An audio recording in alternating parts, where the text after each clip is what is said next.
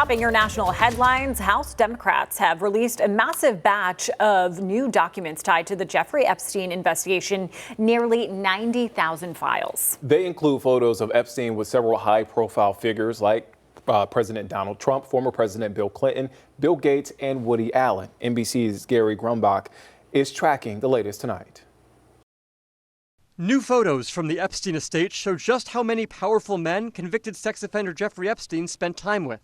Democrats on the House Oversight Committee released the images today, a fraction of the 95,000 pictures the Epstein estate gave lawmakers overnight. And obviously, there are photos of powerful men and folks that we want to have an opportunity to speak with and ask questions of. The pictures include former President Bill Clinton, as well as Trump ally Steve Bannon, Hollywood director Woody Allen, Microsoft founder Bill Gates, Virgin co-founder Richard Branson, and attorney Alan Dershowitz, as well as photos of a younger President Trump posing with women whose faces have been covered by the committee.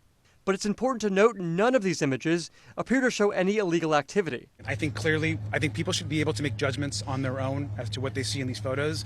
For us, this is about transparency. The pictures give a fuller portrait of how many high-profile people Epstein had in his circle.